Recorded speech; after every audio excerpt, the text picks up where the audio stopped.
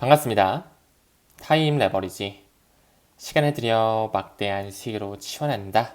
주말이 밝았습니다. 오늘은 또 주말이기도 하지만 11월의 마지막 날, 이제 슬슬 12월의 출발점 앞에 서 있습니다. 올해가 시간이 굉장히 빨리 간 것 같은데 여러분들과 이렇게 1년 통째로 같이 좀 성장한 것 같아서 기분이 굉장히 좋고 뿌듯한 올해가 될 것 같습니다. 아무쪼록 주말임에도 불구하고 오늘도 함께 성장해 주심에 대단히 감사드립니다. 천천히 시작해 볼까요? 크립토컨트의 CEO 주기영 대표가 나오면서 비트코인 도미넌스가 당장은 추가 하락 가능성은 낮다. 이 말은 즉슨 암호화폐 전체를 놓고 봤을 때 비트코인이 차지하는 포션 자체가 추가로 하락하기보다는 횡보하거나 조금 더 올라갈 수 있다는 것, 즉 비트코인이 상승 여력이 충분히 있다라는 것으로 보면 되겠죠. 방송을 촬영하는 시점으로 비트코인의 도미넌스는 60 찍고 나서 58 정도로 좀 내려왔습니다. 지금까지 완연한 상승 전에 알트코인들 조금씩 키맞추기 해줬다라고 보고 있고요. 그동안 너무나 저평가되어 있던 리플이라든지 스텔라 루멘도 이제 완전한 4차 불장 사이클을 느끼기 위해 키맞추기 하는 과정에 꽤 올라줬다고 보고 있고 아직 폭발은 안 나왔다 말씀드렸죠. 저 또한 한 번에 비트코인 다시 한번 10만 달러를 돌파하는 슈팅, 이제 진짜 바나나 존이 연출되는 시기를 우리는 고대해야 된다라고 생각을 합니다. 지금 현재 스테이블코인의 시가총액 역시 1,900억 달러가 넘어갔기 때문에 다시 한번 암호화폐 쪽으로 돈이 유입될 준비, 장전이 완료되었다는 것 고무적으로 볼 수가 있습니다. 그 부분의 일환으로 스탠다드 차타드, 영국의 대형 금권이죠. 비트코인이 올해 연말까지 10만 달러 충분히 넘어가면서 12만 5천 달러까지 갈 수 있다. 이렇게 예측치를 주고 있는데요. 참고 정도만 좀 해주면 좋을 것 같고요.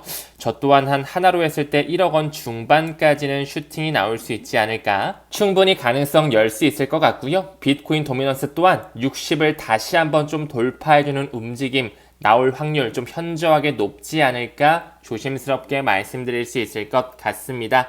그 부분의 일환으로 브래드 갈링하우스죠. 리플의 CEO 역시 올해 암호화폐 시가총액 5조 달러까지는 충분히 성장할 수 있으며 미국의 규제 완화가 되는 시기가 올 것이라고 예측치를 내놓았는데 지금 현 시점 암호화폐 전체 시가총액 3.5조 달러인 것을 미뤄본다면 비트코인을 필두로 한 암호화폐에 조금 더 훈풍이 불 수 있다는 가능성을 열 수가 있겠죠. 늘 말씀드리지만 저는 올해는 매도 계획이 없다라고 말씀을 드렸습니다. 정말 2달 전, 3달 전만 하더라도 리플의 가격이 700원, 800원, 리또 속도 나오면 600원도 왔다 갔다 했는데 지금 2,000원대 왔다 갔다 하고 있잖아요. 그쵸? 리플 최근 한 달 동안 181%나 상승이 되면서 이제 슬슬 17년도, 18년도의 패턴, 엄청난 불기둥이 다시 한번 재현될 확률 저는 충분히 높다라고 생각을 하거든요. 6년, 7년간의 에너지를 응축해 왔다라는 거 말씀을 드렸습니다. 그렇게 우리는 반드시 리플에 대한 지금 가격에 집중할 게 아니라 시계열을 조금만 더 뒤로 내년 연말까지 타임라인 잡으면서 펀더멘탈에 포커스 맞추는 가치 투자자로서의 발걸음을 조금씩 행해주시면 좋을 것 같습니다. 리플의 가격 상승을 촉진하는 여러 가지 이슈가 있었지만 리플의 CEO 브래드 갈링하우스가 이 도널드 트럼프 새 행정부가 들어서면서 이제 슬슬 암호화폐 정책을 수립하기 위해 감독하는 자리, 그 크립토 차트에 후보로 올라오기도 했었죠. 아무쪼록 시간은 리플의 편에 있다라는 것, 이제 슬슬 규제 완화의 움직임이 보여지면서 리플의 소송과 항소 의미가 완전히 없어지고 취하할 가능성 또한 있으며 규제에 대한 명확성, 타임라인 이제 머지 않았다라고 생각을 합니다. 또한 현 SEC의 위원장 게리 갠슬러 내년 1월 20일을 기준으로 사임한다라는 공식적인 오피셜 기사가 나왔죠. 이제 슬슬 트럼프 인수위원회에서 차기 SEC 위원장 친암호화폐 인사의 대표주자인 폴 애킨스를 검토하고 최근에 면접까지 봤다라는 이런 이야기가 들리고 있는데요. 시간이 지날수록 여러 가지 범위에서 암호화폐를 받아들이는 규제가 들어오는 시기가 연출될 직전에 있습니다. 또한 우리가 기다리고 있는 여러 가지 움직임들이 있죠. 첫 번째로 회계 지침 SAB 121 완전히 폐지가 돼야 될 것이고 스테이블 코인에 대한 법안 완전히 받아들여져야 될 것이며 가상자산을 상품으로 분류하는 이 21세기 금융혁신 법안 반드시 올해 안에 처리될 가능성이 높다라는 것 머지않은 시점 완전히 처리가 되고 승인이 되면서 리플의 소송뿐만 아니라 바이낸스, 크라켄, 코인베이스의 소송 모조리 끝나는 규제에 대한 명확성의 시기 카운팅 다운이 되어지고 있습니다. 이제 슬슬 비트코인의 한 번 더 상승 이후 알트 시즌도 점점 우리 쪽으로 다가오고 있죠. 알트 시즌 인덱스 또한 50을 넘으면서 이제 슬슬 이더리움에 대한 폭발의 시기가 머지 않았다라고 생각을 하고 있습니다. 정말 이더리움이 폭발을 하게 된다면 기관의 채택을 받은 글로벌 메이저 알트코인 한 번씩 다 순환매 장세로서 엄청난 파급 효과를 가져올 것이라고 말씀드렸고 우리는 내년에 잘 분할 매도해서 시장을 어느 정도 빠져나올 수 있는 익절할 수 있는 투자자가 되어야 된다고 말씀을 드렸습니다. 그쵸? 그 부분의 일환으로 17년도 패턴 다시 한번 반복이 된다 했을 때 리플 5달러요? 10달러요?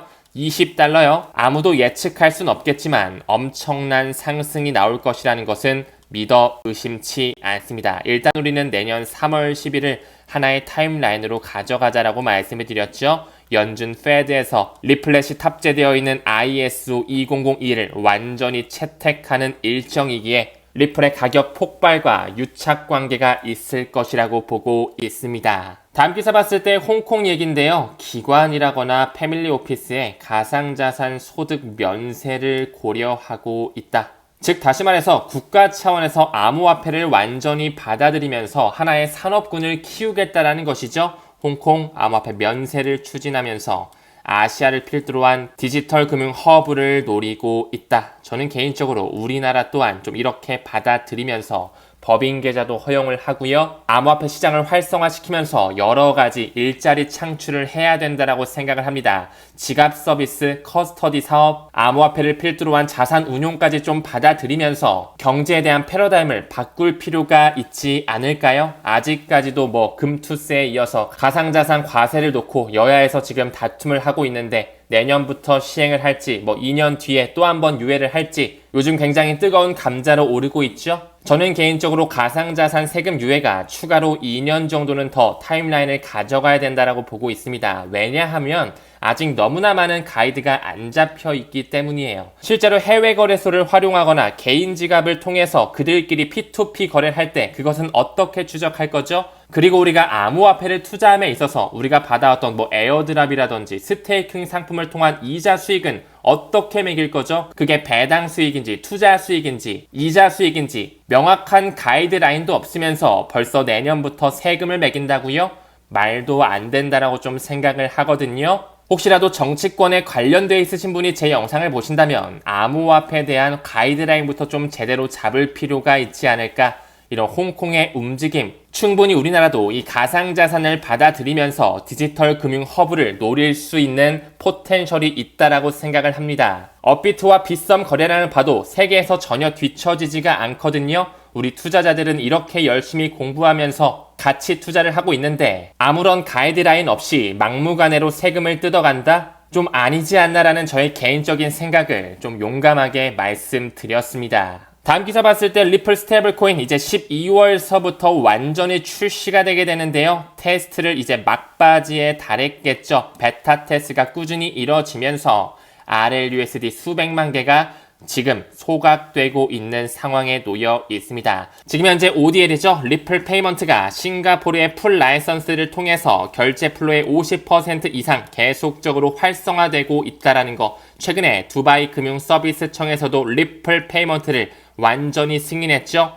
RLUSD가 활성화되면 될수록 리플과 이더리움의 소각량은 더더욱 커지게 될 것입니다. 이제 슬슬 여기 나오는 NYSDFS 승인 이미 따놓은 당상이겠죠. 이 NYDFS 플레임을 봤을 때 뉴욕 스테이트 Department of Financial Service거든요.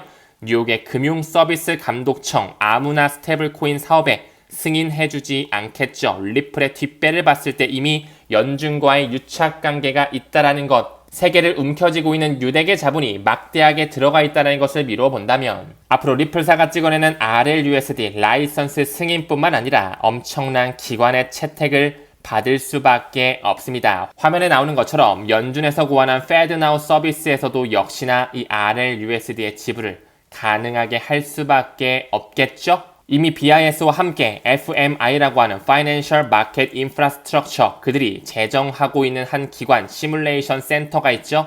FNA를 통해 푸날리티와 손을 잡고 있고 미국의 국방부와 재무부 그리고 리플과 파트너십 관계, 신뢰 기반을 다지고 있다는 것을 미루어 본다면 리플은 앞으로 비상할 수밖에 없다라는 에비던스 자료로 충분히 강조드릴 수 있다고 생각합니다. 또한 최근에 비트와이즈 다중 코인 펀드를 ETP로 전용하기 위해서 뉴욕 증권거래소 아르카 신청을 이 SEC에서 인정했거든요. 이제 슬슬 XRP의 현물 ETF 정말 머지 않았다라고 좀 볼 수 있을 것 같고요.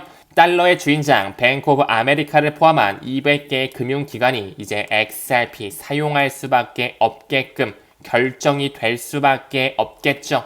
판사의 보고서에서 확인됐다라는 말이 나오고 있는데요. 이미 뱅크 오브 아메리카 리플과 손을 잡고 있죠. 이미 리플의 공식 홈페이지에 들어갔을 때 산탄데르가 보인다, 니움이 보인다, 태국 시암은행이 보인다, 스탠다드 차타드가 보인다 뿐만 아니라 여기 지금 뱅크 오브 아메리카가 리플의 공식 홈페이지에서 흐르고 있다라고 말씀을 드렸고요. 계약 체결 수량을 봤을 때도 공문까지 있죠. 1700건 이상의 리플과의 계약 체결을 보여주고 있다. 이미 금융기관에서 리플을 채택할 수밖에 없는 전문가의 분석이 이제 수면 위로 떠올라지고 있습니다. 아직까지는 카나리 캐피탈, 비트와이즈, 21 쉐어즈, 그리고 그레이스케일의 라지캡 펀드 그들의 움직임이 조금씩 보여지고 있지만 우리는 블랙록의 움직임을 주시하자라고 말씀을 드렸죠. 머지않은 시점 블랙록, JP모건과 같은 이런 금권 세력들이 리플의 현물 ETF 신청서를 제출하는 날 아마 그날이 폭발의 시기가 될 수 있지 않을까 이런 생각 또한 좀 들게 되는데요. 블랙록이 신청을 할까요? 안 할까요? 가능성의 문제가 아니라 시간 문제라고 말씀을 드렸습니다. 이 부분을 우리가 세력들의 유착 관계를 통해 한번 미루어 볼까요? 2016년서부터 스탠다드 차타드 영국의 대형 금권이 싱가포르를 필두로 한 그 자금으로서 테마색의 자금으로서 리플에 전략적으로 투자했다라고 말씀드렸죠. 왜 그렇다? 스탠다드 차타드 기업 계열을 봤을 때 가장 크게 지분을 가지고 있는 곳이 어디다? 테마색 홀딩스 18% 넘게 가지고 있죠. 싱가포르의 국부 펀드라고 말씀을 드렸고요. 블랙록 역시 스탠다드 차타드 대주주로서 들어가 있다라는 거. 스탠다드 차타드가 리플에 투자했는데 그의 쩐주로는 테마색과 블랙록이 있었다. 테마색 같은 경우는요. 싱가포르 정부의 재정부가 100% 소유하고 있는 국부 펀드라고 봐주시면 되겠죠. 그 부분의 일환으로 테마색 우리의 포트폴리오 누구를 투자하고 있는지 봤을 때 여기 블랙록 굉장히 크게 투자하는 거 보이실까요? 다시 언급드리지만 스탠다드 차타드에도 크게 투자하고 있기 때문에 대주주 현황에 테마색의 이름이 1등으로 올라갈 수밖에 없겠죠. 또한 싱가포르를 필두로 한 세계 최대 디지털 은행이죠. 이 DBS의 대주주를 봤을 때 테마색뿐만 아니라 싱가포르의 통화청 GIC의 자금이 모조리 들어와 있으면서 금융의 허브 역할을 하고 있고 지금 현재 DBS에서는 비트코인, 이더리움뿐만 아니라 리플, 에이다, 폴카닷, 비트코인 캐시까지 6개의 상품, 기관의 자금이 들어올 수 있는 통로를 마련하고 있다라고 말씀을 드렸습니다. 그렇기 때문에 스탠다드 차타드의 대주주로 있는 테마색, 블랙록 그리고 블랙록의 대주주로 테마색이 올라가 있고 2016년서부터 그 스탠다드 차타드는 리플에 전략적으로 투자했다? 과연 블랙록이 리플의 현물 ETF를 신청하지 않을 수가 있을까요? 시간 문제라는 것을 알아주시면 되겠습니다. 또한 아직까지 이더리움에 대한 폭발은 나오지 않았는데요. 이더리움 블록체인 소프트웨어 기술 회사가 있고요. 이더리움 기업 연합의 뒷배를 봤을 때 이더리움 역시 앞으로 폭발적인 확장이 나올 수밖에 없다. 이더리움의 초기 설립자라고 일컬어지는 비탈릭 부테린과 어깨를 나란해야죠. 이 조셉 루빈이 이끌고 있는 컨센시스의 뒷배를 보더라도 여기 JP모건 체이스가 투자했다. 애니모카 브랜즈가 투자했다. 코인베이스 벤처스, HSBC뿐만 아니라 여기 마이크로소프트 그리고 손정희를 필두로 한 소프트뱅크뿐만 아니라 싱가포르의 국부 펀드 테마색의 자금이 들어왔다는 것은 이미 그들의 선택을 받았다라는 것을 반증합니다. 이 애니모카 브랜드 홍콩을 필두로 한 게임 NFT 회사죠. 여기서는 이미 샌드박스와 디센트럴랜드를 채택했고 그레이스케일의 단일 상품으로도 있다라는 거 포트폴리오 분산하실 때 참고하시면 되고요. 반드시 리플뿐만 아니라 컨센시스를 기반으로 한 이더리움 역시 폭발의 시기는 나올 수밖에 없습니다. 이제 슬슬 금융에 대한 룰이 바뀌죠. 리플과 스텔라 루멘 ISO 2002 대표주자로 떠오르면서 도매용 결제 유틸리티는 XRP, 소매용 결제 유틸리티는 XLM이 가져가면서 큰 파급 효과가 기대되는 시기입니다. 우리는 꾸준히 수량에 집중하면서 가치 투자 이어가 주시면 되겠죠.